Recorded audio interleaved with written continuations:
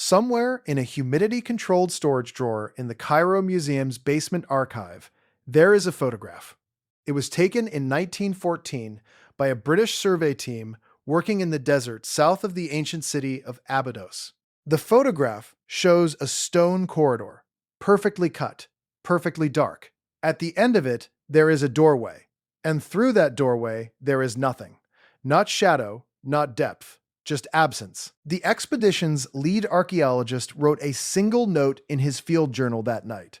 He drew a line across the page and wrote, "The floor does not exist." That note was filed, indexed, and then it disappeared into a drawer for 43 years. Most people walk right past it, but hidden inside it is something that shouldn't exist. What that photograph shows is not a trick of light, not a collapse, not a myth, not a metaphor. The innermost chamber of the structure, now known as the Osirion, buried beneath the desert at Abydos, Egypt, was deliberately built without a floor. It was engineered that way.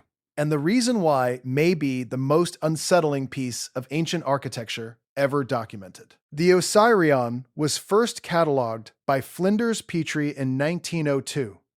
Excavation began in 1903 under archaeologist Margaret Murray and reached full documentation in 1914 under Henri-Édouard Neville. Its catalog designation in the Egyptian Antiquities Service is AAM 1902 ABY 07. It sits roughly 12 meters below the surface, tucked behind the mortuary temple of Pharaoh Seti I, who ruled around 1290 BCE. On paper, the structure is labeled as Seti's symbolic tomb, a ritualistic monument to the god Osiris.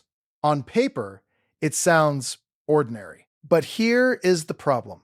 The Osirion is not built like anything else from Seti I's era. The New Kingdom produced elegant temples with carved reliefs and painted columns. The Osirion contains none of that. It is built from Cyclopean granite blocks, some weighing over 100 tons, with no mortar, no ornamentation, and no symbolic carvings in the core structure. The architectural DNA matches the Old Kingdom. Some researchers argue it matches something from 3000 BCE or earlier. Seti I appears to have simply added his cartouche to something already there, something much, much older. For decades, scholars dismissed this discrepancy as symbolic. Then modern science found something that changed everything. Subscribe now if you're new here. We cover these hidden chapters every week, and this one is just getting started. Here's where it gets strange. At the center of the Osirion is a rectangular stone island, surrounded by channels cut directly into the bedrock. Those channels flood naturally through groundwater. When the water table rises, the island appears to float. Ancient Egyptian texts describe it as the mound of the first moment, the primordial island that rose from the waters of chaos at the beginning of creation. Mainstream scholars interpret this as mythology, a stage set for ritual. But that explanation has a problem. The channels are not symbolic. They are cut to precise depths, angled to allow specific flow rates, and connected through rock passages that function as a hydraulic system. Civil engineers who examined the site in 2006 determined the angles were not accidental.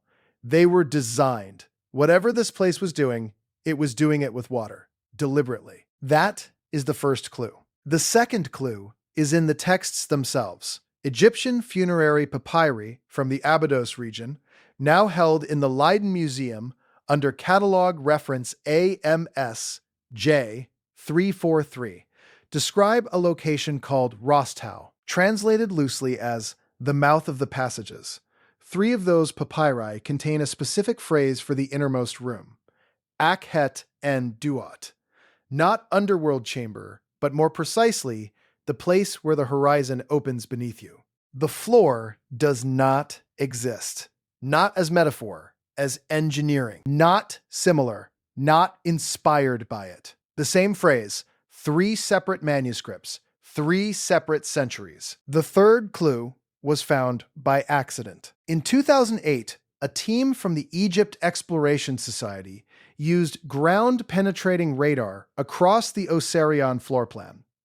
They were looking for structural damage. What they found instead were anomalies at 17 to 22 meters below the current chamber floor.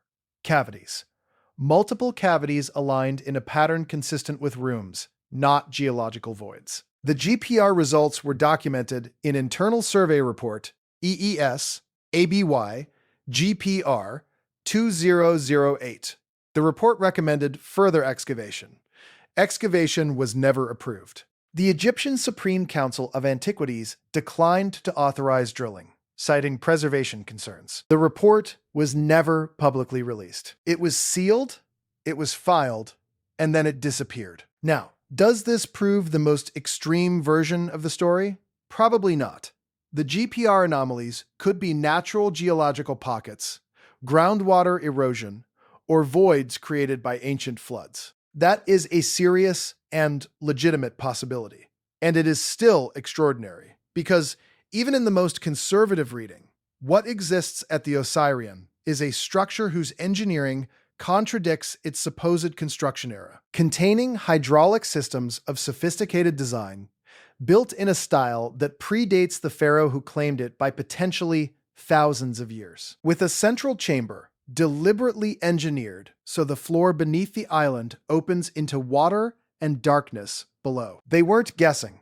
They were recording. If those GPR readings represent real chambers sealed beneath 17 meters of granite and groundwater, what fills them remains entirely unknown. Egyptian texts speak of objects placed in the mouth of Rostau that were not to be removed until the stars returned to a specific alignment. Astronomers at the University of Vienna calculated in 2017 that one Abydos star correlation corresponds to a precessional alignment last achieved around 10,500 BCE. Not 1290 BCE, not 3000 BCE, 10,500. And if that date means anything at all for this structure, it means our history is missing a chapter.